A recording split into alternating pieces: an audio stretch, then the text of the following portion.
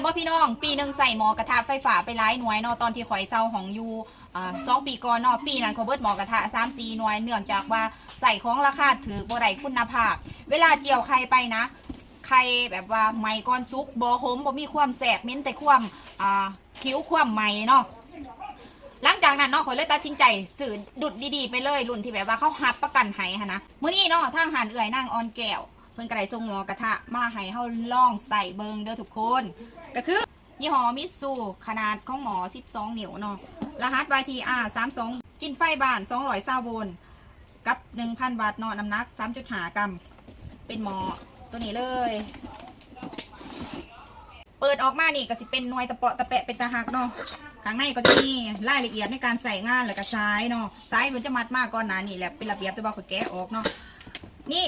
เบิ้งเพิ่นเขือบนี่ก็คือเขือบนะตามที่เพิ่นบอกเขาเลยเนาะแล้วมื้อนี้เขาจะมาใส่ให้เบิ้งว่าเจียวไข่สีออกมาหูแบบใดเนาะเสียบซ้ายเข้าไปหม้อรุ่นนี้เวลาเขาเปิดไฟไปแล้วเนาะถ้าความห่อนแห้งห่อนร้ายเกินไปไฟมันจะตัดอัตโนมัติแล้วก็เขาก็จะมาเปิดไม้หลังจากนั้นก็ใส่งานได้ปกติถ้าสิเทน้ำมันลงไปใส่เนาะนี่ใส่ประมาณนี้ล่อทาน้ำมันห่อนได้ทีเขาจังจะเอาไข่ลงไปตอนนี้เขาเปิดอยู่ที่100 วัตต์บ่พอ3 นาทีเนาะหม้อก็ยังห่อนอายทวนเ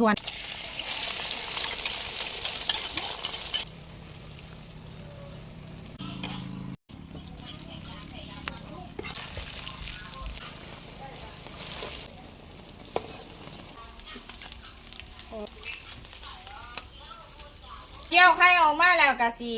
ซุกผมเนาะบ่ติดกระทะนี่ทุกคนมาเบิ่งเลยนี่บ่ติดหม้อเด้อนี่เห็นบ่นี่มื้อนี้นางจะมาแนะนำพี่น้องท่านผู้ชมทุกคนเนาะหานนางออนแก้วเครื่องใส่ไฟฟ้าครบวงจรพร้อมเครื่องใส่ครัวเฮือนทุกชนิด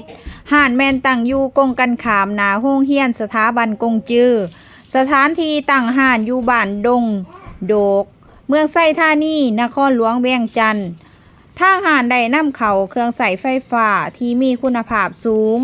เช่นหม้อกระทะไฟฟ้าหม้อหุงข้าวหม้อสุกี้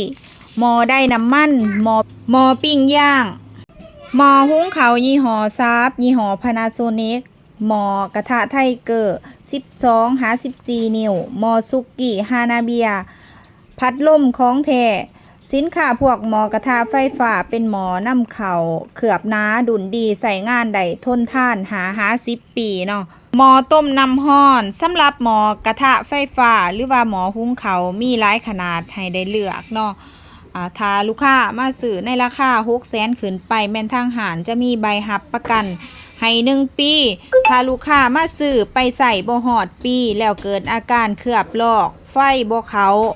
บ่ฮ้อนน้ำบ่ฟดเวลาเฮาต้มเนาะทางหารจะมีการซ่อมแปลงให้ฟรีหรือตีกลับมาทางหารคืนลูกค้าจะเปลี่ยนหน่วยใหม่หรือเอาเงินคืนก็ได้เนาะถ้าลูกค้าซื้อในราคา600,000ไปขึ้นไปค่ะนะแม่นทางหารจะรับผิดชอบค่าใช้จ่ายให้ทุกอย่างในเรื่องของการฝากไปฝากมาเนาะถ้าลูกค้าได้เฮ็ดใหม่เองแม่นทางหารจะบ่รับผิดชอบแต่สามารถส่งมาซ่อมแปลงกับทางหารได้แต่ลูกค้าต้องจ่ายเงินค่าซ่อมแปลงเองถ้าพี่น้องคนใดที่ยังบ่ทันซื้อไปใส่ทางภาคใต้หรือแข้งจำปาสักเฮาเนาะลองเปิดใจซื้อมาใส่กับทางหารเอื้อยอ่อนแก้วได้เด้อว่าสิดีคือคำโฆษณาบ่ถ้าลองซื้อมาใส่แล้วบ่ดีคือคำโฆษณาก็สามารถตีกลับส่งคืนทางหารได้เนาะค่าฝากแม่นทางหารจะรับผิดชอบถ้าแม่นลูกค้าซื้อเครื่องของแท้เพราะว่าทางหารมีหลายดุลหลายราคาให้เลือกถ้าลูกค้าซื้อเครื่องก๊อปราคา300,000ปลายแม่นทางหารจะบ่รับผิดชอบลองไปซื้อมาใส่เบิ่งเด้อทุกคนรับรองว่าบ่ผิดหวังแน่นอนซื้อหารนี่เนาะบริการจริงใจได้ของดีซื้อเทื่อเดียวใส่คุ้ม50 ปีเพราะเขามีใบรับประกันให้1 ปีภายในห้านยังมีตู้เย็นขนาดน้อยขนาดใหญ่หลายยี่ห้อให้ทุกคนได้เลือกซื้อไปใส่เนาะและก็สินค้าอื่นๆอีกหลายอย่างที่เฮาบ่ได้ซื้อมา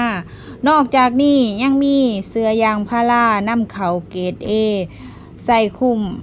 50 ปีเนาะสำหรับที่นอนยางพาราแท้เวลานอนนะจะหนุ่มสบายบ่ฮ้อนบ่เอาสำหรับคนใดที่กำลังจะขึ้นเฮือนใหม่หรือว่าเฮ็ดโรงแรมบ้านพักแนมหาเครื่องบ่อนนอนแนะนำให้มาซื้อกับทางห้านเอื้อยเดาได้เลยเนาะเพราะว่าแนะนำอยากให้ทุกคนได้ใส่ของดีมาห้านนี่ก็คือครบจบเบิดเลยเนาะมีราคาขายทรงขายย่อยถ้าเอาหมอเป็นจำนวนหลายเพื่อหับไปขายต่อทางห้านจะไล่ลดราคาพิเศษให้เลยเนาะ